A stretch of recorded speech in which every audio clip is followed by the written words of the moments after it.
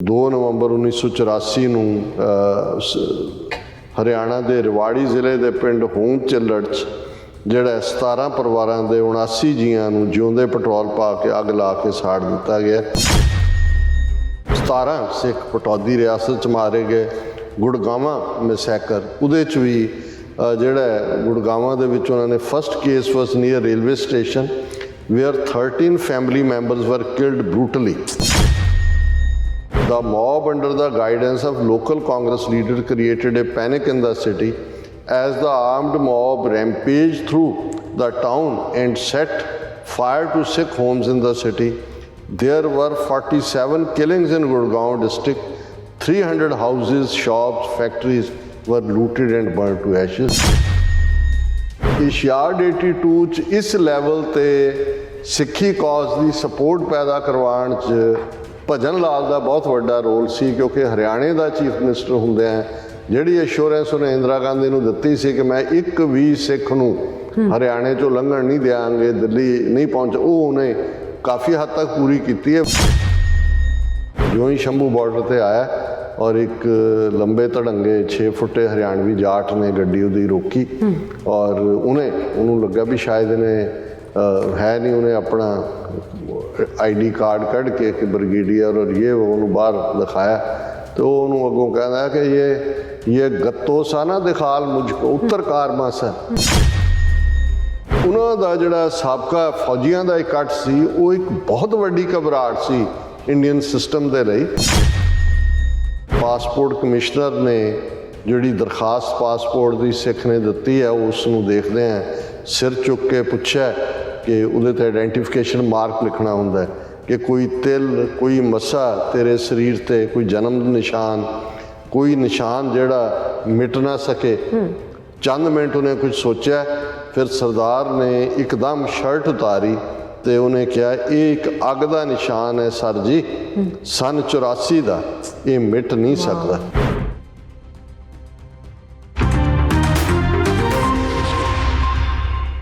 ਵਾਹਿਗੁਰੂ ਜੀ ਕਾ ਖਾਲਸਾ, ਵਾਹਿਗੁਰੂ ਜੀ ਕੀ ਫਤਿਹ। ਅਸਲਾਮ ਵਾਲੇਕੁਮ, ਆਦਾਬ, ਬਰਜ਼। ਮੈਂ ਹਾਂ ਤੁਹਾਡੀ ਹੋਸਟ ਨੀਲਮ ਕੌਰ ਤੇ ਮੈਂ TV 84 ਦੇ ਸਾਰੇ ਦਰਸ਼ਕਾਂ ਤੇ ਸਰੋਤਿਆਂ ਨੂੰ ਜੀ ਆਇਆਂ ਕਹਿੰਦੀਆਂ ਪ੍ਰੋਗਰਾਮ ਸੱਚੋ ਸੱਚ ਵਿੱਚ ਜਿਹੜੇ ਇਸ ਪ੍ਰੋਗਰਾਮ ਨਾਲ ਦੇਸ਼ਾਂ ਵਿਦੇਸ਼ਾਂ ਤੋਂ ਜੁੜ ਚੁੱਕੇ ਨੇ। ਖਾਲਸਾ ਅਫੇਅਰ ਸੈਂਟਰ ਦੇ ਸੰਚਾਲਕ ਡਾਕਟਰ ਅਮਰਜੀਤ ਸਿੰਘ ਜੀ ਜ਼ਾਨੀ ਤਰ੍ਹਾਂ ਸਟੂਡੀਓ 'ਚ ਮੇਰੇ ਨਾਲ ਮੌਜੂਦ ਨੇ।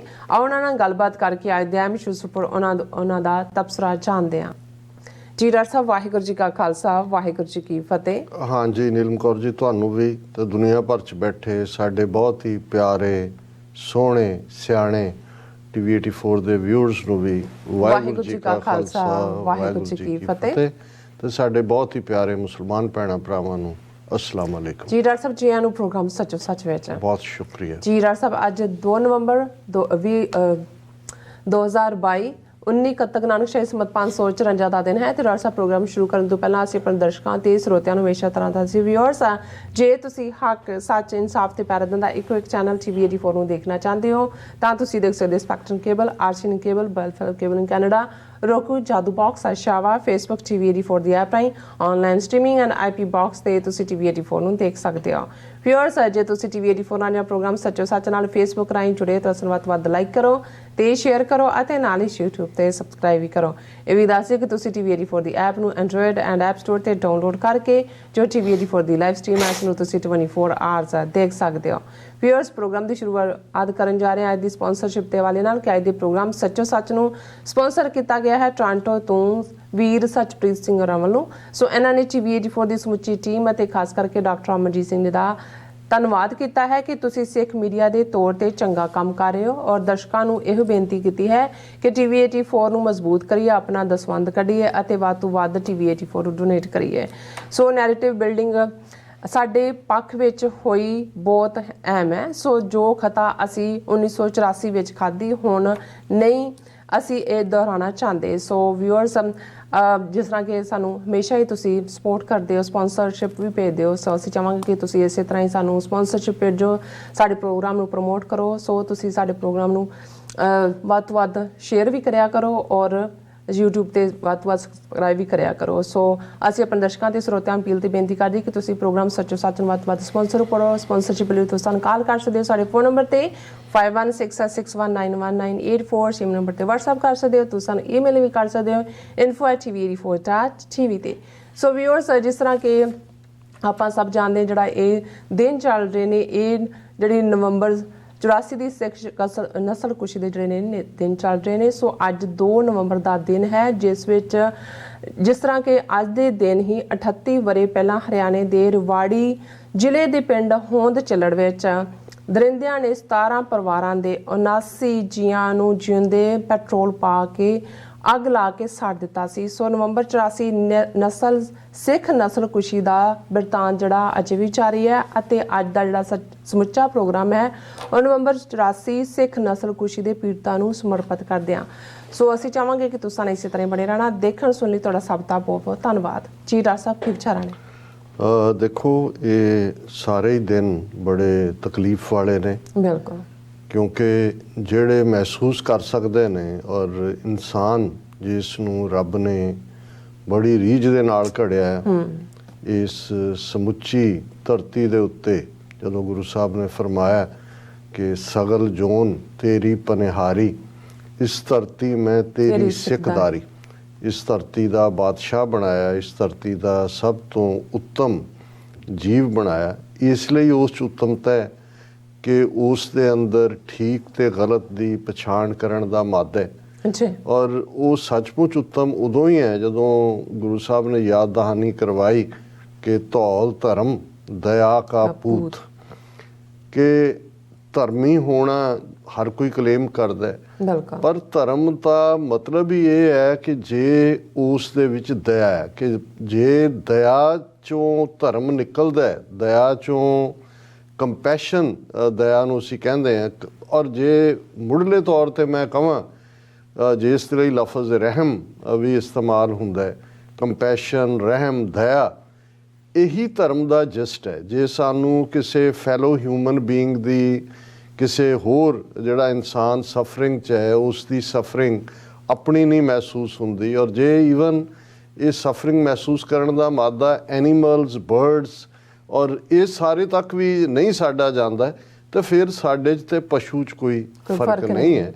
ਔਰ ਇਹੀ ਜਦੋਂ ਅਸੀਂ ਦਇਆ ਜਾਂ ਰਹਿਮ ਦੀ ਗੱਲ ਕਰਦੇ ਹਾਂ ਤੇ ਇਹੀ ਯਾਦ ਦਹਾਨੀ ਹੁੰਦੀ ਹੈ ਕਿ ਅਸੀਂ ਬੇਸ਼ੱਕ ਅੱਜ ਦੁਨੀਆ ਦੇ ਵਿੱਚ ਹਰ ਮਜ਼ਹਬ ਵਾਲਿਆਂ ਨੇ ਬੜੇ ਬੜੇ ਆਪਣੇ ਧਾਰਮਿਕ ਥਾਵਾਂ ਬਣਾਈਆਂ ਹੋਈਆਂ ਨੇ, ਬੜੇ ਬੜੇ ਜਿਹੜੇ ਨੇ ਉਹ ਫੰਕਸ਼ਨ ਕੀਤੇ ਜਾਂਦੇ ਨੇ, ਪਰ ਕੁੱਲ ਮਿਲਾ ਕੇ ਜੇ ਤੁਸੀਂ ਓਵਰਆਲ ਦੇਖੋ ਕਿ ਕਿਵੇਂ ਜ਼ਾਲਮਾਨਾ ਐਕਟੀਵਿਟੀਜ਼, ਕਿਸ ਕਿਸਮ ਦੇ ਮਰਡਰ, ਕਿਵੇਂ ਜ਼ਬਰ ਜਨਾਹ ਔਰ ਹੱਕ ਖੋਹਣੇ ਇੱਕ ਦੂਜੇ ਦੇ, ਦੂਸਰਿਆਂ ਦੀ ਤਕਲੀਫ 'ਚੋਂ ਕੋਵਿਡ ਦੇ ਚਲਦੇ ਆ ਕਿਸ ਕਿਸਮ ਦਾ ਮਾਹੌਲ ਕਿ ਦੁਨੀਆ 'ਚ 1.5 ਕਰੋੜ ਲੋਕ ਮਰੇ, ਪਰ ਇਸ 'ਚੋਂ ਵੀ ਕਿਵੇਂ ਪ੍ਰੋਫਿਟ ਲੈਣ ਵਾਲੇ, ਇਸ ਸਿਚੁਏਸ਼ਨ ਨੂੰ ਵੀ ਕਿਵੇਂ ਐਕਸਪਲੋਇਟ ਕਰਨ ਵਾਲੇ।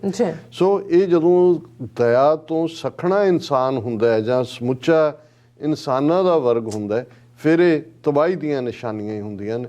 ਔਰ ਜੋ ਕੁਝ 38 ਵਰ੍ਹੇ ਪਹਿਲਾਂ ਦਿੱਲੀ ਤੋਂ ਲੈ ਕੇ ਤ੍ਰਿਵੇਂਦਰਮ ਤੱਕ, ਕੇਰਲਾ ਦੀ ਰਾਜਧਾਨੀ ਤੱਕ, ਹੁਣ ਤਾਂ ਅੱਜ ਇਹਨਾਂ ਦੀ ਨੈਸ਼ਨਲ ਮਾਈਨੋਰਿਟੀ ਕਮਿਸ਼ਨ ਨੇ ਵੀ 10 ਸਟੇਟਾਂ ਤੇ ਯੂਨੀਅਨ ਟੈਰੀਟਰੀਜ਼ ਦੇ ਚੀਫ ਮਿਨਿਸਟਰਸ ਨੂੰ ਲਿਖਿਆ ਕਿ ਜੀ ਇਹ ਦੱਸੋ 38 ਸਾਲਾਂ ਬਾਅਦ ਕਿਹਨੂੰ ਕੀ ਕੰਪਨਸੇਸ਼ਨ ਮਿਲਿਆ, ਕਿਹਨੂੰ ਕੀ ਜਸਟਿਸ ਮਿਲਿਆ। ਕੁਛ ਨਹੀਂ ਹੈ, ਇੱਕ ਐਮਪਟੀ ਐਕਸਾਈਜ਼ ਹੈ, ਪਰ ਇਹ ਗੱਲ ਘੱਟੋ ਘੱਟ ਸਰਕਾਰੀ ਅਦਾਰੇ, ਸਰਕਾਰੀ ਬਾਡੀਜ਼ ਵੀ ਮੰਨਦੀਆਂ ਨੇ ਕਿ ਗੱਲ ਕੱਲੀ ਦਿੱਲੀ ਤੱਕ ਜਾਂ ਬੋਕਾਰੋ ਤੱਕ, ਬਿਹਾਰ 'ਚ ਜਾਂ ਕਾਨਪੁਰ ਤੱਕ ਮਹਿਦੂਦ ਨਹੀਂ ਸੀ।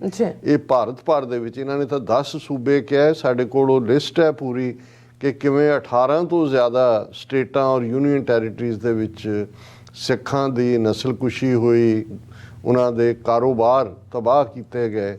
ਔਰ ਕੁਝ ਥਾਵਾਂ ਐਸੀਆਂ ਨੇ, ਕਿਉਂਕਿ ਅੱਜ ਅਸੀਂ ਜਦੋਂ ਤੁਸੀਂ ਹੋਂਦ ਚੱਲੜ ਦਾ ਜ਼ਿਕਰ ਕੀਤਾ, 2 ਨਵੰਬਰ ਦਾ ਦਿਨ ਹੈ, ਪਰ ਕਿਵੇਂ ਬਹੁਤ ਸਾਰੇ ਜਿਹੜੇ ਮੈਸੈਕਰ ਸਿੱਖਾਂ ਦੇ ਹੋਏ ਬਹੁਤ ਸਾਰੀਆਂ ਥਾਵਾਂ 'ਤੇ, ਉਹਨਾਂ ਦਾ ਕੋਈ ਰਿਕਾਰਡ ਹੀ ਨਹੀਂ ਹੈ। ਉਹਦਾ ਰੀਜ਼ਨ ਵੀ ਇਹ ਹੈ ਕਿ ਆਬਾਦੀਆਂ ਸਾਫ਼ ਕਰ ਦਿੱਤੀਆਂ ਗਈਆਂ।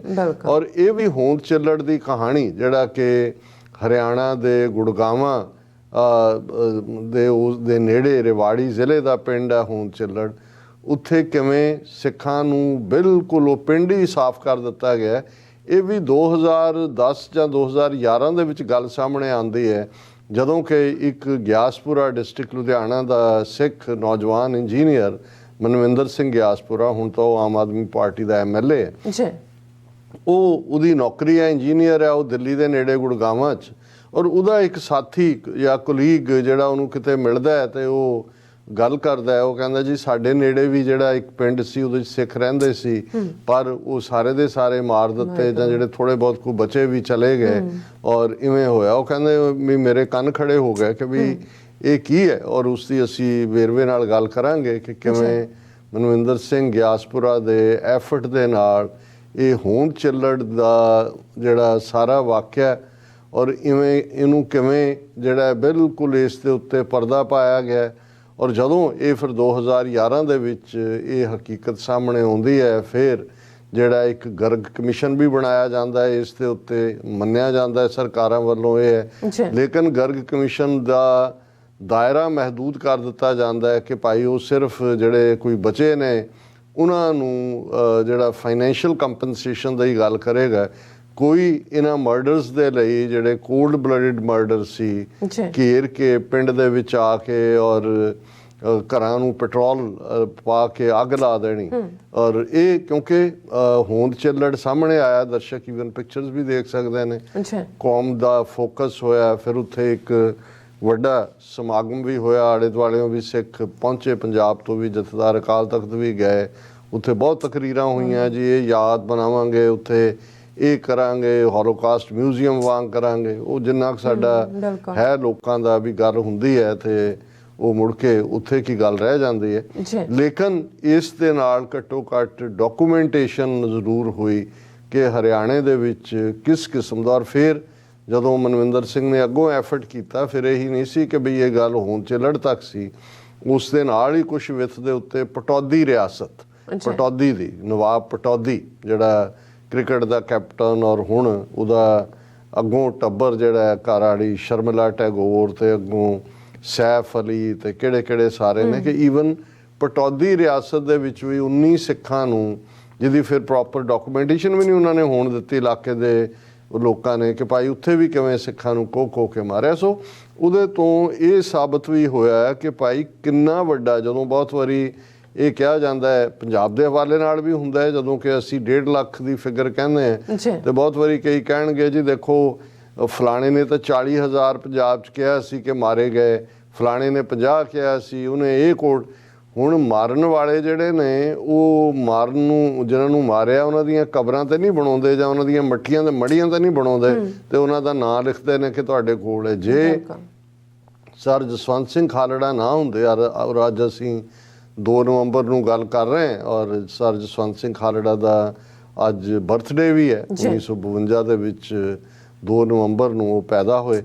ਔਰ ਜੇ ਉਹਨਾਂ ਨੇ ਸ਼ਮਸ਼ਾਨ ਘਾਟਾਂ 'ਚੋਂ ਜਾ ਕੇ ਜਿਹੜੇ ਮਿਊਨਿਸਪਲ ਕਮੇਟੀ ਦੇ ਰਿਕਾਰਡ, ਕਿਉਂਕਿ ਜਿਨ੍ਹਾਂ ਨੂੰ ਅਣਪਛਾਤੇ ਕਹਿ ਕੇ ਸਾੜਿਆ ਜਾਂਦਾ, ਜ਼ਾਹਰ ਹੈ ਲੱਕੜ ਜਿਹੜੀ ਆ ਮਿਊਨਿਸਪਲ ਕਮੇਟੀ ਦੇ ਕੋਟੇ 'ਚੋਂ ਜਾਂਦੀ ਹੈ, ਉਹਨਾਂ ਨੇ ਜਦੋਂ ਲੱਕੜ ਅਲਾਟ ਕਰਨੀ ਹੈ ਉਹਨਾਂ ਨੇ ਲਿਖਣਾ ਹੈ ਕਿ ਵੀ ਕੌਣ ਥਾਣੇਦਾਰ ਲੈ ਕੇ ਆਇਆ, ਕਿਹੜੇ ਥਾਣੇ ਦਾ ਸੀ, ਕੀ ਸੀ। ਉਸ ਤੋਂ ਜਿਹੜਾ ਉਹ ਅਣਪਛਾਤੀਆਂ ਲਾਸ਼ਾਂ ਦੀ ਪਛਾਣ ਹੋਈ, ਨਹੀਂ ਤਾਂ ਉਹ ਵੀ ਜਿਹੜੇ ਹਜ਼ਾਰਾਂ ਦੀ ਗਿਣਤੀ 'ਚ ਅਣਪਛਾਤੀਆਂ ਕਹਿ ਕੇ ਸਾੜ ਦਿੱਤੇ, ਉਹਨਾਂ ਦੀ ਤਾਂ ਕੋਈ ਪਛਾਣ ਹੀ ਨਹੀਂ ਸੀ। ਸੋ ਇਹ ਜੋ ਨਵੰਬਰ 84 'ਚ ਹੋਇਆ, ਜਦੋਂ ਕਿ ਹਕੂਮਤ ਦਿੱਲੀ ਦਰਬਾਰ ਪੂਰੀ ਤਰ੍ਹਾਂ ਪੁਲਿਸ ਦੇ ਨਾਲ ਜਿਹੜੀ ਹੈ ਉਹਨਾਂ ਦੀ ਇਹੀ ਨਹੀਂ ਵੀ ਅੰਡਰਸਟੈਂਡਿੰਗ ਹੈ, ਪੁਲਿਸ ਰਾਦਰ ਕਰਾਊਡਸ ਨੂੰ ਲੀਡ ਕਰਦੀ ਸੀ ਹਮਲਾ ਕਰਨ ਦੇ ਲਈ। ਔਰ ਬਹੁਤ ਸਾਰੇ ਇਨਸੀਡੈਂਟ ਐਸੇ ਹੋਏ, ਕਿਉਂਕਿ ਪੁਲਿਸ ਰਿਕਾਰਡ 'ਚ ਹੁੰਦਾ ਹੈ ਕਿ ਕਿਹਦੇ ਕੋਲ ਲਾਇਸੈਂਸੀ ਹਥਿਆਰ ਹੈ, ਔਰ ਪੁਲਿਸ ਦੀ ਇੱਕ ਟੋਲੀ ਜਾਂ ਉਹਨਾਂ ਦੇ ਆਫੀਸਰ ਪਹਿਲਾਂ ਉਸ ਘਰ 'ਚ ਜਾ ਕੇ ਕਹਿੰਦੇ ਸੀ ਕਿ ਜੀ ਤੁਹਾਡੇ ਕੋਲ ਲਾਇਸੈਂਸੀ ਹਥਿਆਰ? ਉਹ ਕਹਿੰਦੇ ਜੀ ਹਾਂ। ਉਹ ਕਹਿੰਦੇ ਦੇਖੋ ਤੁਹਾਨੂੰ ਪ੍ਰੋਟੈਕਟ ਕਰਨ ਦੀ ਜ਼ਿੰਮੇਵਾਰੀ ਸਾਡੀ ਹੈ, ਔਰ ਇਹ ਆਰਡਰ ਨੇ ਕਿ ਵੀ ਹਥਿਆਰ ਜਮ੍ਹਾਂ ਕਰਾਓ। ਔਰ ਈਵਨ ਬੀਬੀ ਅਜੀਤ ਕੌਰ ਜਿਸ ਨੇ ਇਸ ਮੁੱਦੇ ਦੇ ਉੱਤੇ ਬੜੀ ਵੱਡੀ ਕਹਾਣੀਕਾਰ ਸੀ, ਔਰ ਉਸ ਨੇ ਇਸ ਦੇ ਉੱਤੇ ਬਹੁਤ ਸਾਰੀਆਂ ਕਹਾਣੀਆਂ ਲਿਖੀਆਂ, ਔਰ ਉਹਨੇ ਖੁਦ, ਔਰ ਅਸੀਂ ਜਦੋਂ ਕੱਲ੍ਹ ਵੀ ਇਹ ਗੱਲ ਕੀਤੀ ਕਿ ਵੀ ਇਹ ਤਾਂ ਸ਼ਹੀਦ ਬੇਅੰਤ ਸਿੰਘ, ਸਤਵੰਤ ਸਿੰਘ ਹੋਰਾਂ ਦਾ ਦੇਣਾ ਅਸੀਂ ਕਦੇ ਨਹੀਂ ਦੇ ਸਕਾਂਗੇ। ਬਿਲਕੁਲ। ਇਹੀ ਨਹੀਂ ਵੀ ਉਹਨਾਂ ਨੇ ਘੱਲੂਘਾਰਾ 84 ਲਈ ਜ਼ਿੰਮੇਵਾਰ ਇੰਦਰਾ ਗਾਂਧੀ ਨੂੰ ਸਜ਼ਾ ਯਾਫਤਾ ਕੀਤਾ ਹੈ, ਜੀ ਪਰ ਜੋ ਕੁਕਰਮ ਉਹ ਵੱਡੇ ਪੈਮਾਨੇ ਤੇ 8 ਨਵੰਬਰ ਨੂੰ ਕਰਨ ਜਾ ਰਹੀ ਸੀ ਆਪਰੇਸ਼ਨ ਸ਼ਾਂਤੀ ਦੇ ਨਾਂ ਥੱਲੇ, ਬਿਲਕੁਲ, ਜਿਹਦੇ 'ਚ ਪੰਜਾਬ ਤੋਂ ਬਾਹਰ ਦੇ ਗੁਰਦੁਆਰਿਆਂ ਦੇ ਉੱਤੇ ਹਮਲੇ ਹੋਣੇ ਸੀ, ਔਰ ਉਹਦੀ ਕਿੰਨੀ ਵੱਡੀ ਤਿਆਰੀ ਸੀ। ਔਰ ਅਜੀਤ ਕੌਰ ਨੇ ਆਪਣੇ ਇੱਕ ਇੰਟਰਵਿਊ 'ਚ ਕਿਹਾ ਸੀ ਕਿ ਇਹ ਸਾਰੇ ਤੋਂ ਨਵੰਬਰ ਤੋਂ ਪਹਿਲਾਂ ਹੀ ਅਕਤੂਬਰ ਮਹੀਨੇ ਦੇ ਵਿੱਚ ਜਾਂ ਸਤੰਬਰ ਦੇ ਵਿੱਚ, ਮੇਰੇ ਕੋਲ ਨੂੰ ਯਾਦ ਨਹੀਂ ਹੈ ਟਾਈਮ ਜਾਂ ਡੇਟ, ਜੀ ਵੀ ਉਹਨਾਂ ਦੇ ਕੋਲੋਂ ਜਿਹੜਾ ਉਹਨਾਂ ਦਾ ਲਾਇਸੈਂਸੀ ਹਥਿਆਰ ਸੀ ਉਹ ਪੁਲਿਸ ਨੇ ਆ ਕੇ ਲੈ ਲਏ ਸੀਗੇ। ਔਰ ਇਸ ਕਿਸਮ ਦਾ ਹੀ ਹੋਰਨਾਂ ਤੋਂ ਵੀ ਆਇਆ। ਸੋ ਲੇਕਿਨ ਈਵਨ ਉਸ ਮੌਕੇ ਦੇ ਉੱਤੇ ਵੀ ਜਦੋਂ ਭੀੜਾਂ ਨੂੰ ਬਿਲਕੁਲ ਪੁਲਿਸ ਹੀ ਇਕੱਠੇ ਕਰਦੀ ਸੀ, ਉਹਨਾਂ ਨੂੰ ਪਿੱਛੇ ਆਬਾਦੀ ਦੇ ਹੋਲਡ ਤੇ ਖੜਾ ਕਰ ਦਿੱਤਾ ਜਾਂਦਾ ਸੀ, ਉਹ ਜਾ ਕੇ ਜਿਹੜੇ ਘਰ ਜਿਨ੍ਹਾਂ ਦੇ ਕੋਲ ਹਥਿਆਰ ਉਹਨਾਂ ਨੂੰ ਕਹਿੰਦੇ ਸੀ ਜੀ ਦਿਓ, ਉਹ ਹਥਿਆਰ ਦੇ ਦਿੰਦੇ ਸੀ, ਲੈ ਕੇ ਪੁਲਿਸ ਨਿਕਲਦੀ ਸੀ, ਜਾ ਕੇ ਭੀੜ ਨੂੰ ਕਹਿੰਦੇ ਸੀ ਕਿ ਹੁਣ ਤੁਸੀਂ ਆਪਣਾ ਕੰਮ ਕਰੋ। ਉਹ ਪਹਿਲਾਂ ਲੁੱਟਦੇ ਸੀ ਘਰ ਦਾ, ਕਿਉਂਕਿ ਉਹਨਾਂ ਨੂੰ ਹਮੇਸ਼ਾ ਇਹ ਲੱਗਦਾ ਹੁੰਦਾ ਸੀ ਦੇਖੋ ਸਿੱਖ ਕਿੰਨੇ ਜਿਹੜੇ ਨੇ ਅਮੀਰ ਨੇ ਔਰ ਉਹ ਲੁੱਟਦੇ ਸੀ ਔਰ ਬੀਬੀਆਂ ਦੇ ਨਾਲ ਜਬਰ ਜਨਾਹ ਕਰਦੇ ਸੀ, ਔਰ ਜਿਹੜਾ ਬੰਦੇ ਨੇ ਉਹਨਾਂ ਨੂੰ ਮਾਰ ਕੇ ਭਾਵੇਂ ਛੋਟੇ ਬੱਚੇ ਵੀ ਹੋਣ। ਔਰ ਇਹ ਵੀ ਸੀ, ਇਸ ਕਿਸਮ ਦੇ ਵਾਕਿਆਤ ਵੀ ਸੀ ਕਿ ਛੋਟੇ ਛੋਟੇ ਬੱਚਿਆਂ ਨੂੰ ਉਹਨਾਂ ਦੇ ਘਰਾਂ ਦੇ ਕਿਚਨ ਦੇ ਗੈਸ ਦੇ ਚੁੱਲ੍ਹਿਆਂ ਦੇ ਉੱਤੇ ਰੋਸਟ ਕੀਤਾ ਗਿਆ। ਜੈਨੋਸਾਈਡ ਇਹਨੂੰ ਹੀ ਕਹਿੰਦੇ ਨੇ ਕਿ ਜਿਹਦੇ 'ਚ ਤੁਸੀਂ ਹਰ ਮੇਲ ਬੰਦਾ ਮਾਰ ਦਿੰਦੇ ਹੋ। ਔਰ ਇਹ ਗੱਲ ਇਹੀ ਨਹੀਂ ਕਿ ਵੀ ਉਹਨਾਂ ਨੇ ਨਵੰਬਰ 84 'ਚ ਜੋ ਕੁਛ ਕੀਤਾ ਈਵਨ ਪੰਜਾਬ ਦੇ ਵਿੱਚ, ਔਰ ਕਿਉਂਕਿ ਗੱਲਾਂ ਜਦੋਂ ਅਸੀਂ ਨਵੰਬਰ 84 ਦੀ ਗੱਲ ਕਰਦੇ ਹਾਂ, ਜੂਨ 84 ਦੇ ਨਾਲ ਹੀ ਇਹ ਗੱਲ ਜੁੜਦੀ ਹੈ ਕਿ ਜਦੋਂ ਝਬਾਲ ਏਰੀਏ ਦੇ 30-40 ਪਿੰਡਾਂ ਦੇ ਸਰਪੰਚਾਂ ਨੂੰ ਔਰ ਉਹਨਾਂ ਦੀ ਪੰਚਾਇਤ ਮੈਂਬਰ ਸਾਰਿਆਂ ਨੂੰ ਇਕੱਠੇ ਕਰਕੇ ਉਸ ਇਲਾਕੇ ਦੇ ਵਿੱਚ ਜਿਹੜੀ ਵੀ ਫੌਜੀ 'ਚ ਲਾਈ ਗਈ ਸੀ ਯੂਨਿਟ, ਉਸ ਦਾ ਬ੍ਰਿਗੇਡੀਅਰ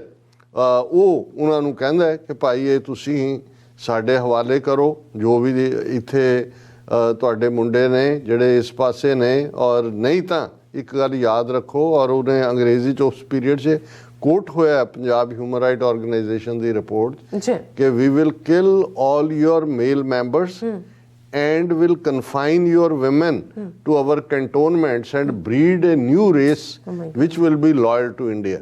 ਕਿ ਅਸੀਂ ਤੁਹਾਡੇ ਬੰਦੇ ਮਾਰ ਦਿਆਂਗੇ ਸਾਰੇ, ਔਰਤਾਂ ਤੁਹਾਡੀਆਂ ਨੂੰ ਅਸੀਂ ਫੌਜੀ ਛਾਉਣੀਆਂ 'ਚ ਰੱਖਾਂਗੇ ਤੇ ਉਹ ਨਸਲ ਪੈਦਾ ਕਰਾਂਗੇ ਜਿਹੜੀ ਭਾਰਤ ਦੇ ਨਾਲ ਲਾਇਲ ਹੋਏ। ਔਰ ਇਹ ਜਿਹੜੇ ਕੁਕਰਮ ਨੇ ਉਹਨਾਂ ਨੇ ਵੱਡੇ ਪੈਮਾਨੇ ਦੇ ਉੱਤੇ, ਕਿਉਂਕਿ ਬਹੁਤ ਵਾਰ ਅਸੀਂ ਉਸ ਤਹਿਜ਼ੀਬ 'ਚ ਜਿਹਦੇ 'ਚ ਭਾਵੇਂ ਕੋਈ ਸਿੱਖ, ਹਿੰਦੂ, ਮੁਸਲਮਾਨ ਕੋਈ ਵੀ ਹੋਏ, ਪੰਜਾਬ ਜਾਂ ਸਾਡੇ ਉਸ ਖਿੱਤੇ ਦੀ ਔਰਤ ਦੇ ਲਈ ਇੱਕ ਪਰਦਾ ਵੀ ਹੈ, ਉਹਦੇ ਨਾਲ ਜੁੜਿਆ ਆਨਰ ਵੀ ਹੈ। ਔਰ ਬਹੁਤ ਕੁਛ ਐਸਾ ਈਵਨ 84 ਤੋਂ 94-95 ਦੇ ਵਿਚਾਲੇ ਪੰਜਾਬ ਦੇ ਪਿੰਡਾਂ 'ਚ ਔਰ ਖ਼ਾਸ ਤੌਰ 'ਤੇ ਜਿਹੜੇ ਇਸ ਪਾਸੇ ਤੁਰੇ ਹੋਏ ਨੌਜਵਾਨ ਸੀ, ਉਹਨਾਂ ਦੀਆਂ ਮਾਵਾਂ, ਭੈਣਾਂ, ਬੇਟੀਆਂ ਦੇ ਨਾਲ ਹੋਇਆ, ਜਿਹੜੀ ਕਦੇ ਜ਼ੁਬਾਨ ਜਿਨ੍ਹਾਂ ਦੀ ਬਹੁਤਿਆਂ ਦੀ ਖੁੱਲ੍ਹੀ ਨਹੀਂ। ਕੁਛ ਜਿਹੜੇ ਨੇ ਆ ਕੇ ਕੁਛ ਦੇਰ ਦੇ ਵਿੱਚ ਹੀ ਉਹ ਸ਼ੌਕ ਨਾਲ ਹੀ ਮਰ ਗਈਆਂ, ਔਰ ਕੁਛ ਦੀ ਸਾਰੀ ਜ਼ਿੰਦਗੀ ਜਿਹੜੀ ਆ ਉਹ ਤਬਾਹ ਹੋਈ। ਕਿਸ ਕਿਸਮ ਦਾ ਇਹ ਜਿਹੜਾ ਜਿਸ ਟਾਰਚਰ 'ਚੋਂ ਉਹਨਾਂ ਨੂੰ ਲੰਘਾਇਆ ਜਾਂਦਾ ਹੈ, ਉਹ ਫਿਰ ਕਿਵੇਂ ਬਾਕੀ ਜ਼ਿੰਦਗੀ ਬਤੀਤ ਕਰਦੀਆਂ ਨੇ। ਸੋ ਇਹ ਸਾਰੇ ਦੇ ਚੱਲਦੇ ਆ, ਕਿਉਂਕਿ ਬਹੁਤ ਕੁਛ ਸੱਚ ਹੈ ਜਿਹੜਾ ਕਦੇ ਸਾਹਮਣੇ ਨਹੀਂ ਆਏਗਾ, ਕੋਈ ਐਸਾ ਕੁਛ ਵੀ ਹੈ। ਲੇਕਿਨ ਕਿਉਂਕਿ ਇਹ ਜਿਵੇਂ ਇੱਕ ਅਫਰੀਕਨ ਪ੍ਰੋਵਰਬ ਹੈ ਕਿ ਵੀ ਖੂਨ ਜਿਹੜਾ ਉਹ ਆਪਣੀ ਪੈੜ ਛੱਡ ਜਾਂਦਾ, ਕਿ ਜਿੱਥੇ ਵੀ ਖੂਨ ਡੁੱਲਦਾ ਹੈ ਉੱਥੋਂ ਕਦੇ ਨਾ ਕਦੇ ਭਾਵੇਂ ਸਾਰੇ ਸਬੂਤ ਮਿਟਾ ਦਿੱਤੇ ਜਾਣ, ਖੂਨ ਜ਼ਮੀਨ 'ਚੋਂ ਨਿਕਲ ਕੇ ਵੀ ਕਈ ਵਾਰ ਬੋਲਣ ਲੱਗ ਜਾਂਦਾ ਹੈ। ਸੋ ਹੋਂਦ ਚਿੱਲੜ ਦਾ ਵਾਕਿਆ ਜਿਹੜਾ 2 ਨਵੰਬਰ ਵਾਲੇ ਦਿਨ ਹੋਇਆ, ਔਰ ਇਹ ਜੋ ਹਰਿਆਣੇ ਦੇ ਵਿੱਚ ਹੋਂਦ ਚਿੱਲੜ ਜਾਂ ਪਟੌਦੀ ਜਾਂ ਗੁੜਗਾਵਾਂ ਜਾਂ ਪਾਣੀਪਤ, ਇਹਨਾਂ ਸਾਰੇ ਸ਼ਹਿਰਾਂ 'ਚ ਜਿਹੜਾ ਵਰਤਾਰਾ, ਇਸ ਨੂੰ ਸਿੱਧੇ ਤੌਰ ਦੇ ਉੱਤੇ ਭਜਨ ਲਾਲ ਜਿਹੜਾ ਬਿਸ਼ਨੋਈ ਹਰਿਆਣੇ ਦਾ ਚੀਫ ਮਿਨਿਸਟਰ, ਜਿਹੜਾ ਜਦੋਂ ਏਸ਼ੀਆਡ 82 ਦੀ ਅਸੀਂ ਗੱਲ ਕਰਦੇ ਹਾਂ, ਬਹੁਤ ਸਾਰਿਆਂ ਨੂੰ ਇਹ ਯਾਦ ਹੋਏਗਾ ਕਿ ਜਦੋਂ ਧਰਮ ਯੁੱਧ ਮੋਰਚਾ ਪੰਜਾਬ 'ਚ ਚੱਲ ਰਿਹਾ ਸੀ, ਉਸ ਵੇਲੇ ਦਿੱਲੀ ਦੇ ਵਿੱਚ ਸਪੋਰਟਸ ਇਵੈਂਟ ਜਿਹਨੂੰ ਏਸ਼ੀਆਡ 82 ਕਿਹਾ ਗਿਆ ਸੀ, ਔਰ ਬੜੀ ਵੱਡੀ ਜਿਹੜੀ ਹੈ ਉਸ ਦੇ ਵਿੱਚ ਏਸ਼ੀਆ ਦੇ ਮੁਲਕਾਂ ਨੇ ਜਿਹੜੀ ਹੈ ਸ਼ਮੂਲੀਅਤ ਕੀਤੀ ਜਾਂ ਕਰਨੀ ਸੀ ਪਹਿਲਾਂ, ਔਰ ਜਦੋਂ ਕੀਤੀ ਬਾਅਦ ਦੇ ਵਿੱਚ। ਔਰ ਧਰਮ ਯੁੱਧ ਮੋਰਚੇ ਵੱਲੋਂ ਇਹ ਫੈਸਲਾ ਲਿਆ ਗਿਆ ਸੀ ਕਿ ਏਸ਼ੀਆਡ 82 ਦੇ ਮੌਕੇ ਜਿਹੜਾ ਹੈ ਉਹ ਪ੍ਰੋਟੈਸਟ ਕੀਤਾ ਜਾਏਗਾ ਵੈਨਿਊ ਦੇ ਬਾਹਰ, ਤਾਂ ਕਿ ਅਸੀਂ ਏਸ਼ੀਆ ਦੇ ਮੁਲਕਾਂ ਨੂੰ ਦੱਸ ਸਕੀਏ ਕਿ ਸਾਡੇ ਨਾਲ ਕਿੰਨਾ ਧੱਕਾ ਹੋ ਰਿਹਾ। ਜੀ ਲੇਕਿਨ ਉਹ ਇਸ ਤੋਂ ਪਹਿਲਾਂ ਔਰ ਉਹ ਪੀਰੀਅਡ ਸੀ ਕਿ ਇੰਦਰਾ ਗਾਂਧੀ ਸੋਚ ਰਹੀ ਸੀ ਕਿ ਕੋਈ ਨਾ ਕੋਈ ਕੰਪਰੋਮਾਈਜ਼ ਕਰ ਲਈ, ਔਰ ਉਦੋਂ ਭਜਨ ਲਾਲ ਜਿਹੜਾ ਹਰਿਆਣੇ ਦਾ ਚੀਫ ਮਿਨਿਸਟਰ ਸੀ ਉਹਨੂੰ ਇੰਦਰਾ ਗਾਂਧੀ ਨੇ ਸੱਦਿਆ, ਉਹਦੀ ਕੋਰ ਕਮੇਟੀ ਦਾ ਵੀ ਹਿੱਸਾ ਸੀ ਤੇ ਉਹਨੇ ਕਿਹਾ ਜੀ ਬਿਲਕੁਲ ਝੁਕਣ ਦੀ ਕੋਈ ਲੋੜ ਨਹੀਂ ਹੈ, ਮੈਂ ਇੱਕ ਵੀ ਸਿੱਖ ਨੂੰ ਹਰਿਆਣਾ ਕ੍ਰਾਸ ਕਰਕੇ ਪੰਜਾਬ 'ਚ ਨਹੀਂ ਆਣ ਦਿਆਂਗਾ। ਔਰ ਬਿਲਕੁਲ ਉਹਨੇ ਉਵੇਂ ਹੀ ਕੀਤਾ। ਬੱਸਾਂ 'ਚੋਂ, ਗੱਡੀਆਂ 'ਚੋਂ, ਕਾਰਾਂ 'ਚੋਂ, 2 ਪਹੀਆ ਵਾਹਨਾਂ ਤੋਂ ਉਤਾਰ ਕੇ ਅਗਲੇ ਜਿੰਨੀ ਦੇਰ ਏਸ਼ੀਆਡ ਚੱਲਿਆ, ਸ਼ੰਭੂ ਬਾਰਡਰ ਜਿਹੜਾ ਪੰਜਾਬ ਹਰਿਆਣੇ ਦਾ ਬਾਰਡਰ ਹੈ ਉੱਥੋਂ, ਔਰ ਜਿਨ੍ਹਾਂ ਨੂੰ ਬੇਇੱਜ਼ਤ ਕੀਤਾ ਗਿਆ, ਬੇਪੱਤ ਕੀਤਾ ਗਿਆ, ਬੱਸਾਂ 'ਚੋਂ ਲਾ ਕੇ ਜਾਂ ਉਹਨਾਂ ਦੀਆਂ ਆਪਣੀਆਂ ਵਹੀਕਲ 'ਚੋਂ ਲਾ ਕੇ ਭੇਜਿਆ ਗਿਆ, ਉਹਨਾਂ 'ਚ ਫੌਜ ਦੇ ਰਿਟਾਇਰ ਜਨਰਲ ਵੀ ਸੀ, ਬ੍ਰਿਗੇਡੀਅਰ, ਕਰਨਲ, ਹਾਈ ਕੋਰਟ ਦੇ ਜੱਜ, ਮੈਂਬਰ ਪਾਰਲੀਮੈਂਟ, ਹਰ ਇੱਕ ਨੂੰ ਪਬਲਿਕਲੀ ਡਿਸਆਨਰ। ਔਰ ਮੈਂ ਇੱਕ ਵਾਕਿਆ ਅਕਸਰ ਮੈਂ ਸੁਣਾਇਆ ਪਹਿਲਾਂ ਵੀ ਕਿ ਚੰਡੀਗੜ੍ਹ ਦੇ ਇੱਕ ਰਿਟਾਇਰਡ ਕਰਨਲ ਦੇ ਕੋਲੋਂ, ਇਹ ਜਦੋਂ 80s ਦੇ ਵਿੱਚ ਸਿੱਖ ਨੌਜਵਾਨ ਕੋਈ ਇਵੈਂਟਸ ਰੱਖਦੇ ਸੀ, ਪੰਜਾਬ ਯੂਨੀਵਰਸਿਟੀ 'ਚ ਰੱਖੀ ਜਾਂ ਕੋਈ, ਉਹ ਉਹਨਾਂ ਦੇ ਗੁਆਂਢ 'ਚ ਉਹ ਸਿੱਖ ਨੌਜਵਾਨ ਰਹਿੰਦੇ ਸੀ, ਉਹਨਾਂ ਨੂੰ ਸੀ ਜੀ ਸਾਡੇ ਬ੍ਰਿਗੇਡੀਅਰ ਸਾਹਿਬ ਨੇ ਔਰ ਬੜਾ ਉਹਨਾਂ ਦੇ ਅੱਗੋਂ ਵੀ ਜਿਹੜਾ ਖਾਂਦੇ ਪੀਂਦੇ ਨੇ ਤੇ ਅਸੀਂ ਇਹ ਫੰਕਸ਼ਨ ਕਰ ਰਹੇ ਧਾਰਮਿਕ, ਤੇ ਉਹਨਾਂ ਤੋਂ ਅਸੀਂ ਜਿਹੜਾ ਉਹ ਚੰਦਾ ਲੈਂਦੇ। ਔਰ ਉਹਨਾਂ ਕੋਲ ਗਏ ਤਾਂ ਉਹਨਾਂ ਨੇ ਕਿਹਾ ਜੀ ਅਸੀਂ ਕਰ ਰਹੇ ਹਾਂ ਕਿ ਪੰਜਾਬ ਦੇ ਨਾਲ ਕਿਵੇਂ ਧੱਕਾ ਹੋ ਰਿਹਾ ਹੈ, ਸਾਡੀ ਰਾਜਧਾਨੀ ਖੋਹ ਲਈ, ਸਾਡਾ ਪਾਣੀ ਔਰ ਦੀ ਇਹ ਉਹ। ਉਹਨੇ ਸੁਣਿਆ, ਉਹਨੇ ਕਿਹਾ ਕਿ ਗੇਟ ਖੋਲ ਕੇ ਕਿ ਇੱਥੋਂ ਨਿਕਲ ਜਾਓ। ਉਹਨੇ ਕਿਹਾ ਮੈਂ ਬ੍ਰਿਗੇਡੀਅਰ ਰਿਟਾਇਰ ਹੋਇਆ, ਮੇਰੇ 2 ਲੜਕੇ ਨੇ, ਇੱਕ ਕਰਨਲ ਹੈ, ਇੱਕ ਮੇਜਰ ਹੈ, ਮੈਂ ਕੋਠੀ 'ਚ ਰਹਿੰਦਾ, ਕਿਹੜੀ ਡਿਸਕ੍ਰਿਮੀਨੇਸ਼ਨ ਹੋ ਰਹੀ ਹੈ, ਕਿਹੜੀਆਂ ਤੁਸੀਂ ਗੱਲਾਂ ਕਰ ਰਹੇ ਹੋ, ਗੈਟ ਆਊਟ, ਜਿਵੇਂ ਫੌਜੀਆਂ ਦਾ ਹੁੰਦਾ। ਔਰ ਇਹੀ ਏਸ਼ੀਆਡ 82 ਤੋਂ ਪਹਿਲਾਂ ਦੀ ਗੱਲ ਹੈ, ਉਹ ਏਸ਼ੀਆਡ ਆਇਆ ਔਰ ਬ੍ਰਿਗੇਡੀਅਰ ਸਾਹਿਬ ਵੀ ਪੂਰਾ ਸੱਜ ਤੱਜ ਕੇ ਜਿਹੜੇ ਨੇ ਆਪਣੀ ਗੱਡੀ 'ਚ ਬਾਹਰ ਨਿਕਲੇ ਜਾ ਰਹੇ ਸੀ, ਕਿਉਂਕਿ ਦਿੱਲੀ 'ਚ ਏਸ਼ੀਆਡ 82 ਵੱਡੀ ਇਵੈਂਟ ਸੀ ਕਿ ਇੰਡੀਆ ਨੂੰ ਜਿਹੜਾ ਉਸ ਨੂੰ ਹੋਸਟ ਕਰਨ ਦਾ ਮੌਕਾ ਮਿਲਿਆ। ਜਿਉਂ ਹੀ ਸ਼ੰਭੂ ਬਾਰਡਰ 'ਤੇ ਆਇਆ ਔਰ ਇੱਕ ਲੰਬੇ ਧੜੰਗੇ 6 ਫੁੱਟੇ ਹਰਿਆਣਵੀ ਜਾਟ ਨੇ ਗੱਡੀ ਉਹਦੀ ਰੋਕੀ ਔਰ ਉਹਨੂੰ ਲੱਗਾ ਵੀ ਸ਼ਾਇਦ ਇਹਨੇ ਹੈ ਨਹੀਂ, ਉਹਨੇ ਆਪਣਾ ID ਕਾਰਡ ਕੱਢ ਕੇ ਕਿ ਬ੍ਰਿਗੇਡੀਅਰ ਔਰ ਇਹ ਉਹਨੂੰ ਬਾਹਰ ਦਿਖਾਇਆ ਤੇ ਉਹ ਉਹਨੂੰ ਅੱਗੋਂ ਕਹਿੰਦਾ ਕਿ ਇਹ ਗੱਤੋ ਸਾ ਨਾ ਦਿਖਾਲ ਮੁਝਕੋ ਉੱਤਰ ਕਾਰ ਮਾਸਾ, ਔਰ ਬਾਹਰ ਕੱਢ ਕੇ ਜ਼ਲੀਲ ਕੀਤਾ। ਔਰ ਬਾਅਦ 'ਚ ਉਹਨੇ ਹੀ ਕੁਛ ਦੇਰ ਬਾਅਦ ਮੁੜਾਇਆ, ਉਹਨੂੰ ਜਾਣ ਨਹੀਂ ਦਿੱਤਾ ਉਹਨੇ। ਉਹਨਾਂ ਜਿਹੜੇ ਗੁਆਂਢੀ ਨੌਜਵਾਨ ਸੀ ਉਹਨਾਂ ਨੂੰ ਉਹਨੇ ਮੈਸੇਜ ਭੇਜਿਆ ਕਿ ਜਿੰਨੇ ਮਰਜ਼ੀ ਪੈਸੇ ਲੈ ਜਾਓ, ਇਹ ਵਾਕਈ ਸਾਡੇ ਕੋਈ ਜੀਣ ਦਾ ਹੱਜ ਨਹੀਂ। ਸੋ ਏਸ਼ੀਆ ਔਰ ਇਹ ਗੱਲ ਜਦੋਂ ਈਵਨ ਇਹ ਇੱਕ ਵੱਡੀ ਇਵੈਂਟ ਧਰਮਯੁੱਧ ਮੋਰਚੇ ਦੇ ਦੌਰਾਨ ਜਿਹਨੇ ਦਿੱਲੀ ਹਕੂਮਤ ਨੂੰ ਹਿਲਾ ਕੇ ਰੱਖ ਦਿੱਤਾ ਸੀ ਕਿ ਸੰਤ ਭਿੰਡਰਾਂ ਵਾਲਿਆਂ ਨੇ ਔਰ ਲੌਂਗੋਵਾਲ, ਕਿਉਂਕਿ ਉਸ ਵੇਲੇ ਉਹ ਧਰਮਯੁੱਧ ਮੋਰਚੇ ਦਾ ਡਿਕਟੇਟਰ ਸੀ, ਉਹਨਾਂ ਨੇ ਇੱਕ ਇਕੱਠ ਰੱਖਿਆ ਕਿ ਭਾਰਤ ਦੇ ਐਕਸ ਫੌਜੀਆਂ ਦਾ ਇਕੱਠ 10,000 ਤੋਂ ਜ਼ਿਆਦਾ, ਔਰ ਇਹ ਏਸ਼ੀਆਡ 82 ਤੋਂ ਬਾਅਦ ਦੀ ਗੱਲ ਹੈ, ਇੱਕਦਮ ਕੁਛ ਮਹੀਨਿਆਂ ਬਾਅਦ, ਔਰ ਉਹਦੇ 'ਚ 10,000 ਤੋਂ ਜ਼ਿਆਦਾ ਸਾਬਕਾ ਫੌਜੀ, ਜਿਨ੍ਹਾਂ ਦੇ ਵਿੱਚ ਪਤਾ ਨਹੀਂ ਕਿੰਨੇ ਮੇਜਰ ਜਨਰਲ, ਕਿੰਨੇ ਲੈਫਟੀਨੈਂਟ ਜਨਰਲ, ਕਿੰਨੇ ਬ੍ਰਿਗੇਡੀਅਰ, ਕਿੰਨੇ ਕਰਨਲ ਲੈਵਲ ਦੇ ਜਿਹੜੇ ਨੇ ਉਹ ਲੋਕ ਸ਼ਾਮਲ ਹੋਏ, ਕਿਉਂਕਿ ਉਹ ਇੰਨਾ ਕੁ ਮਾਨਤ ਉਹਨਾਂ ਨੂੰ ਕੀਤਾ ਸੀ ਕਿ ਉਹਨਾਂ ਨੂੰ ਵੀ ਲੱਗਾ ਵੀ ਅਸੀਂ ਕਿਹਨਾਂ ਦੇ ਲਈ ਲੜਦੇ ਰਹੇ। ਔਰ ਉਹਨਾਂ ਦਾ ਜਿਹੜਾ ਸਾਬਕਾ ਫੌਜੀਆਂ ਦਾ ਇਕੱਠ ਸੀ ਉਹ ਇੱਕ ਬਹੁਤ ਵੱਡੀ ਘਬਰਾਹਟ ਸੀ ਇੰਡੀਅਨ ਸਿਸਟਮ ਦੇ ਲਈ। ਔਰ ਉਹਨਾਂ ਨੇ ਉਦੋਂ ਅਕਾਲ ਤਖਤ ਦੇ ਜਥੇਦਾਰ, ਉਸ ਤੋਂ ਪਹਿਲਾਂ ਕੁਛ ਟਾਈਮ ਪਹਿਲਾਂ ਜਥੇਦਾਰ ਗੁਰਦਿਆਲ ਸਿੰਘ ਅਜਨੋਆ ਚੜ੍ਹਾਈ ਕਰ ਗਏ ਸੀ, ਤੇ ਜਿਹੜੇ ਦਰਬਾਰ ਸਾਹਿਬ ਦੇ ਹੈੱਡ ਗ੍ਰੰਥੀ ਸੀ ਗਿਆਨੀ ਕਿਰਪਾਲ ਸਿੰਘ, ਉਹਨਾਂ ਨੂੰ ਇੱਕ ਕਾਰਜਕਾਰੀ ਜਥੇਦਾਰ ਲਾਇਆ ਹੋਇਆ ਸੀ। ਔਰ ਇਹ ਅਜੇ ਚੱਲ ਰਿਹਾ ਸੀ ਕਿ ਇਹਨਾਂ ਨੂੰ ਪੱਕਾ ਕੀਤਾ ਜਾਏ ਕਿਰਪਾਲ ਸਿੰਘ ਨੂੰ ਜਾਂ ਕਿਵੇਂ। ਹੁਣ ਉਹ ਜਿਹੜਾ ਸਾਬਕਾ 10,000 ਫੌਜੀਆਂ ਦਾ ਇਕੱਠ ਹੁੰਦਾ ਹੈ, ਉਹਨਾਂ ਵੱਲੋਂ ਮਤਾ ਪਾਸ ਕੀਤਾ ਜਾਂਦਾ ਹੈ ਕਿ ਸੰਤ ਜਰਨੈਲ ਸਿੰਘ ਭਿੰਡਰਾਂ ਵਾਲਿਆਂ ਨੂੰ ਅਕਾਲ ਤਖਤ ਦਾ ਜਥੇਦਾਰ ਲਾਇਆ ਜਾਏ। ਔਰ ਇਹ ਖਬਰ ਜਦੋਂ ਤੱਕ ਇਹ ਰੈਜ਼ੋਲੂਸ਼ਨ ਹੁੰਦਾ ਹੈ, ਅਸੀਂ ਜਦੋਂ ਇਹ ਡਿਸਕਸ ਕਰਾਂਗੇ ਕਿ ਕਿਵੇਂ ਸ਼੍ਰੋਮਣੀ ਕਮੇਟੀ ਨੂੰ ਇੰਡੀਅਨ ਏਜੰਸੀਆਂ ਨੇ ਆਪਣਾ ਮੋਹਰਾ ਬਣਾ ਕੇ ਵਰਤਿਆ। ਹੁਣ ਤਾਂ ਬੀਜੇਪੀ ਸਿੱਧੇ ਤੌਰ 'ਤੇ ਉਹਦੇ 'ਤੇ ਕੰਟਰੋਲ ਕਰਨਾ ਚਾਹੁੰਦੀ ਹੈ ਔਰ ਕਾਫੀ ਕਰੀਬ ਪਹੁੰਚ ਗਏ ਨੇ। ਮੋਦੀ ਜਿਹੜਾ ਹੈ ਉਹਨੂੰ 5 ਨਵੰਬਰ ਨੂੰ ਮਿਲਣ ਜਾ ਰਿਹਾ ਰਾਧਾ ਸਵਾਮੀਆਂ ਦੇ ਡੇਰੇ 'ਚ। ਦਾਦੂਵਾਲ ਪਹਿਲਾਂ ਹੀ ਰਾਧਾ ਸਵਾਮੀ ਨੂੰ ਮਿਲਿਆ ਔਰ ਬੀਬੀ ਜਗੀਰ ਕੌਰ ਦੀ ਬਗਾਵਤ ਔਰ ਇਹ ਉਹ ਸਾਰਾ ਉਸ ਖੇਡ ਦਾ ਹਿੱਸਾ, ਅਸੀਂ ਉਸ ਦੀ ਗੱਲ ਕਰਾਂਗੇ। ਲੇਕਿਨ ਜਿਉਂ ਹੀ ਇਹ ਮਤਾ ਪਾਸ ਕੀਤਾ ਜਾਂਦਾ ਹੈ ਫੌਜੀਆਂ ਦੇ ਇਕੱਠ ਵੱਲੋਂ, ਨਾਲ ਦੀ ਨਾਲ ਸ਼੍ਰੋਮਣੀ ਕਮੇਟੀ ਜਿਹੜੀ ਹੈ ਉਹ ਗਿਆਨੀ ਕਿਰਪਾਲ ਸਿੰਘ ਜਿਹਨੂੰ ਐਕਟਿੰਗ ਲਾਇਆ ਹੋਇਆ ਸੀ ਕਾਰਜਕਾਰੀ, ਉਹਨੂੰ ਪੱਕਾ ਜਥੇਦਾਰ ਬਣਾ ਦਿੰਦੀ ਹੈ ਅਕਾਲ ਤਖਤ ਉਸੇ ਸ਼ਾਮ। ਔਰ ਗਿਆਨੀ ਸਾਹਿਬ ਸਿੰਘ ਚਮਕ ਨੂੰ ਹੈੱਡ ਗ੍ਰੰਥੀ ਬਣਾ ਦਿੱਤਾ ਜਾਂਦਾ ਹੈ। ਅਗਲੇ ਦਿਨ ਜਦੋਂ ਅਖਬਾਰਾਂ ਦੇ ਵਿੱਚ ਮੀਡੀਆ 'ਚ ਖਬਰ ਹੁੰਦੀ ਹੈ, ਉਦੋਂ ਅਜੇ ਇਲੈਕਟ੍ਰੋਨਿਕ ਜਾਂ ਡਿਜੀਟਲ ਮੀਡੀਆ ਤਾਂ ਨਹੀਂ ਸੀ, ਟੀਵੀ ਵਗੈਰਾ ਉਹਨਾਂ ਦੇ ਕੰਟਰੋਲ 'ਚ, ਅਖਬਾਰਾਂ 'ਚ ਹੀ ਸੀ, ਤੇ ਫਰੰਟ ਤੇ ਲੱਗੀ ਹੋਈ ਸੀ ਖਬਰ ਕਿ ਗਿਆਨੀ ਕਿਰਪਾਲ ਸਿੰਘ ਜਿਹੜੇ ਨੇ ਅਕਾਲ ਤਖਤ ਦੇ ਜਥੇਦਾਰ ਨਾਮਜ਼ਦ। ਔਰ ਇਹ ਕਿ ਸਿੱਖ ਫੌਜੀਆਂ ਨੇ ਕਿਹਾ ਉਹ 16ਵੇਂ ਪੇਜ ਦੇ ਖੂੰਜੇ 'ਚ ਲੱਗੀ ਹੋਈ ਸੀ। ਸੋ ਇੰਨਾ ਖੌਫ ਉਹਨਾਂ ਨੂੰ ਬਣਿਆ। ਔਰ ਇਹ ਉਹੀ ਫਿਰ ਕਿਰਪਾਲ ਸਿੰਘ ਹੈ ਜਿਹਦੇ ਤੋਂ ਜਦੋਂ ਜੂਨ 84 ਦੇ ਪਹਿਲੇ ਹਫਤੇ ਫੌਜੀ ਹਮਲਾ ਹੁੰਦਾ ਹੈ ਔਰ ਉਹ ਅਕਾਲ ਤਖਤ ਜਿਹੜਾ ਖੰਡਰਾਤ ਬਣਾ ਦਿੱਤਾ ਗਿਆ ਹੈ ਔਰ ਦਰਬਾਰ ਸਾਹਿਬ ਖੂਨ ਨਾਲ ਲੱਥਪੱਥ ਹੈ ਹਜ਼ਾਰਾਂ ਸਿੱਖ ਸ਼ਰਧਾਲੂਆਂ ਦੇ।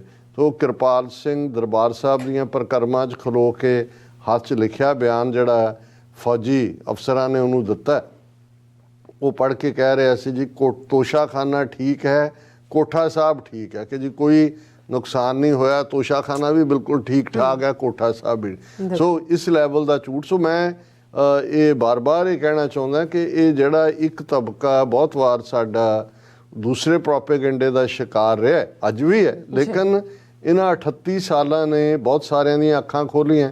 ਏਸ਼ੀਆਡ 82 ਦੇ ਵਾਕਿਆ ਨੇ ਫੌਜੀਆਂ ਦੀਆਂ ਖੋਲ੍ਹੀਆਂ ਸੀ, ਪਰ ਏਸ਼ੀਆਡ 82 'ਚ ਇਸ ਲੈਵਲ 'ਤੇ ਸਿੱਖੀ ਕੌਜ਼ ਦੀ ਸਪੋਰਟ ਪੈਦਾ ਕਰਵਾਉਣ 'ਚ ਭਜਨ ਲਾਲ ਦਾ ਬਹੁਤ ਵੱਡਾ ਰੋਲ ਸੀ, ਕਿਉਂਕਿ ਹਰਿਆਣੇ ਦਾ ਚੀਫ ਮਿਨਿਸਟਰ ਹੁੰਦਿਆਂ ਜਿਹੜੀ ਐਸ਼ੋਰੈਂਸ ਉਹਨੇ ਇੰਦਰਾ ਗਾਂਧੀ ਨੂੰ ਦਿੱਤੀ ਸੀ ਕਿ ਮੈਂ ਇੱਕ ਵੀ ਸਿੱਖ ਨੂੰ ਹਰਿਆਣੇ 'ਚੋਂ ਲੰਘਣ ਨਹੀਂ ਦਿਆਂਗੇ, ਦਿੱਲੀ ਨਹੀਂ ਪਹੁੰਚ, ਉਹ ਉਹਨੇ ਕਾਫੀ ਹੱਦ ਤੱਕ ਪੂਰੀ ਕੀਤੀ ਹੈ। ਵੱਖਰੀ ਕਹਾਣੀ ਹੈ ਕਿ ਇਹਦੇ ਬਾਵਜੂਦ ਸਿੱਖ ਕੁਛ ਬੀਬੀਆਂ ਖਾਸ ਤੌਰ 'ਤੇ ਉਹ ਦਿੱਲੀ ਪਹੁੰਚ ਗਈਆਂ। ਨਾ ਸਿਰਫ ਉਹਨਾਂ ਨੇ ਕਿ ਏਸ਼ੀਆਡ 82 'ਚ ਪਹੁੰਚੀਆਂ, ਬਲਕਿ ਅੰਦਰ ਸਟੇਡੀਅਮ 'ਚ ਵੀ ਉਹਨਾਂ ਨੇ ਧਰਮ ਯੁੱਧ ਮੋਰਚੇ ਦੇ ਜਿਹੜੇ ਨੇ ਔਰ ਸਿੱਖ ਮੰਗਾਂ ਦੇ ਪੋਸਟਰ ਵੀ ਜਿਹੜੇ ਨੇ ਅੰਦਰ ਉਹਨਾਂ ਨੇ ਸੁੱਟੇ, ਵੱਡੇ ਵੱਡੇ ਉਹਨਾਂ ਨੂੰ ਗ੍ਰਿਫਤਾਰ ਕੀਤਾ ਗਿਆ, ਕਾਫੀ ਦੇਰ ਜੇਲ੍ਹਾਂ ਦੇ ਵਿੱਚ ਰਹੀਆਂ। ਸੋ ਇਹ ਇੱਕ ਵੱਖਰੀ ਕਹਾਣੀ ਹੈ। ਲੇਕਿਨ ਉਸੇ ਹੀ ਹਰਿਆਣੇ ਦੇ ਵਿੱਚ ਨਵੰਬਰ 84 ਦੀ ਸਿੱਖ ਨਸਲਕੁਸ਼ੀ ਵੀ ਹੋਈ ਔਰ ਦਿੱਲੀ ਔਰ ਨਾਲ ਲੱਗਦੇ ਜਿਹੜੇ ਯੂਪੀ ਦੇ ਬਾਕੀ ਟਾਊਨ ਨੇ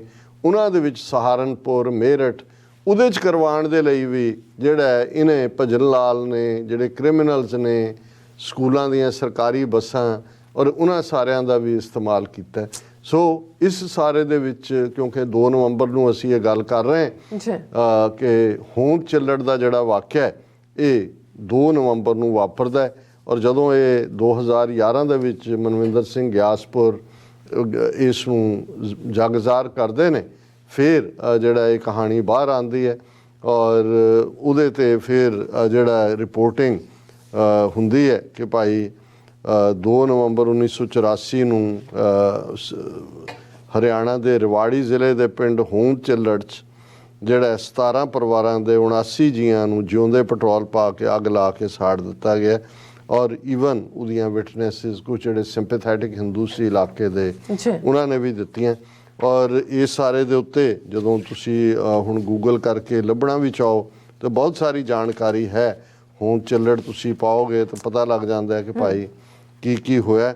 ਔਰ ਇੱਥੇ ਜਿਹੜਾ ਇਸ ਤੋਂ ਇਲਾਵਾ ਜੋ ਹਰਿਆਣੇ ਦੇ ਵਿੱਚ ਮੈਂ ਪਟੌਦੀ ਮੈਸੈਕਰ ਦੀ ਗੱਲ ਕੀਤੀ ਹੈ, 17 ਸਿੱਖ ਪਟੌਦੀ ਰਿਆਸਤ 'ਚ ਮਾਰੇ ਗਏ। ਗੁੜਗਾਵਾਂ ਮੈਸੈਕਰ ਉਹਦੇ 'ਚ ਵੀ ਜਿਹੜਾ ਗੁੜਗਾਵਾਂ ਦੇ ਵਿੱਚ ਉਹਨਾਂ ਨੇ first case was near railway station where 13 family members were killed brutally. The mob, under the guidance of local Congress leader, created a panic in the city as the armed mob rampaged through the town and set fire to Sikh homes in the city.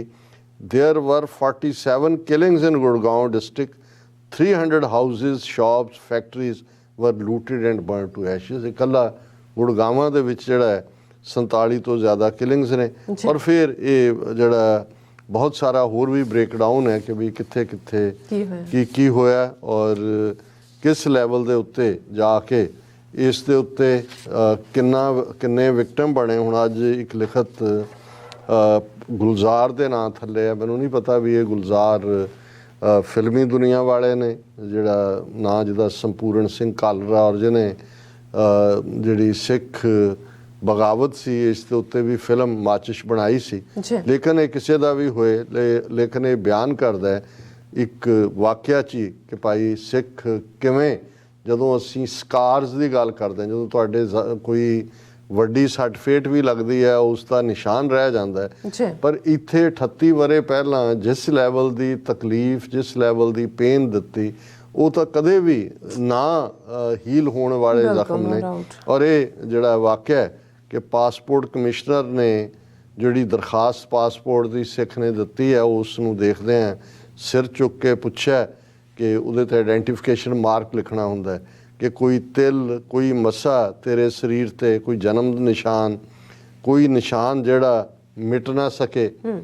Chand minute ਉਹਨੇ ਕੁਝ ਸੋਚਿਆ, ਫਿਰ ਸਰਦਾਰ ਨੇ ਇੱਕਦਮ shirt ਉਤਾਰੀ ਤੇ ਉਹਨੇ ਕਿਹਾ ਇਹ ਇੱਕ ਅੱਗ ਦਾ ਨਿਸ਼ਾਨ ਹੈ ਸਰ ਜੀ, ਸਨ 84 ਦਾ, ਇਹ ਮਿਟ ਨਹੀਂ ਸਕਦਾ।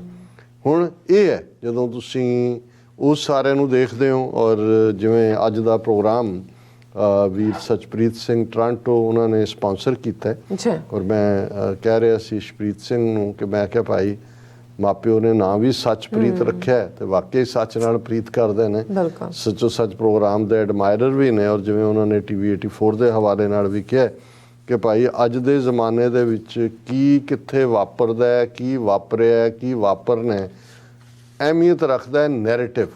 ਨੈਰੇਟਿਵ ਇਹ ਹੈ ਬਿਆਨੀਆਂ, ਕਿ ਉਹਨੂੰ ਤੁਸੀਂ ਕਿਸ ਰੰਗ ਦੇ ਵਿੱਚ ਪੇਸ਼ ਕਰਦੇ ਹੋ ਔਰ ਕਿਵੇਂ ਇਹ ਗੱਲ ਅੱਗੇ ਤੁਰਦੀ ਹੈ। ਔਰ ਜਿਨ੍ਹਾਂ ਦੇ ਕੋਲ ਪਾਵਰ ਹੈ, ਵਿਕੇ ਹੋਏ ਨੇ, ਉਹ ਕਿਹੋ ਜਿਹਾ ਬਿਆਨੀਆਂ ਕਰਦੇ ਨੇ, ਉਹ ਸਾਡੇ ਸਾਹਮਣੇ ਹੀ ਹੈ। ਔਰ ਇਸ ਦੇ ਉੱਤੇ ਮੈਂ ਕਨਕਲੂਡ ਕਰਨ ਤੋਂ ਪਹਿਲਾਂ ਇਸ ਸੈਗਮੈਂਟ ਨੂੰ ਇਹਨਾਂ ਦਾ ਵੀ ਸ਼ਾਇਦ ਇੱਕ ਸਿੰਘ ਦੇ ਨਾਂ ਥੱਲੇ ਇਹ ਨਜ਼ਮ, ਸੋਸ਼ਲ ਮੀਡੀਆ ਤੇ ਨਜ਼ਮ ਤਾਂ ਨਹੀਂ ਹੈ, ਕਮੈਂਟਸ ਨੇ, ਲੇਕਿਨ ਇਹ ਨਜ਼ਮ ਨਾਲੋਂ ਜ਼ਿਆਦਾ ਪਾਵਰਫੁਲ ਹੈ, ਜਿਸ 'ਚ ਉਹਨੇ ਕਿਹਾ ਕੁਝ ਛਪ ਕੇ ਵਿਕਦੇ ਨੇ, ਕੁਝ ਵਿਕ ਕੇ ਛਪਦੇ ਨੇ, ਫਰਕ ਬੜਾ ਹੁੰਦਾ ਹੈ ਅਖਬਾਰਾਂ 'ਚ। ਇਹ ਹੈ ਕੁਝ ਛਪ ਕੇ ਵਿਕਦੇ ਨੇ, ਕੁਝ ਵਿਕ ਕੇ ਛਪਦੇ ਨੇ, ਫਰਕ ਬੜਾ ਹੁੰਦਾ ਹੈ ਅਖਬਾਰਾਂ 'ਚ। ਕੁਝ ਜੰਗੀਰਾਂ ਦੇ ਮਾਲਕ ਨੇ, ਕੁਝ ਜ਼ਮੀਰਾਂ ਦੇ ਮਾਲਕ ਨੇ, ਕੁਛ ਜਗੀਰਾਂ ਦੇ ਮਾਲਕ ਨੇ, ਕੁਛ ਜ਼ਮੀਰਾਂ ਦੇ ਮਾਲਕ ਨੇ, ਫਰਕ ਬੜਾ ਹੁੰਦਾ ਹੈ ਸਰਦਾਰਾਂ 'ਚ। ਇੱਕ ਜਗੀਰਾਂ ਵਾਲੇ ਨੇ, ਇੱਕ ਜ਼ਮੀਰਾਂ ਵਾਲੇ ਨੇ।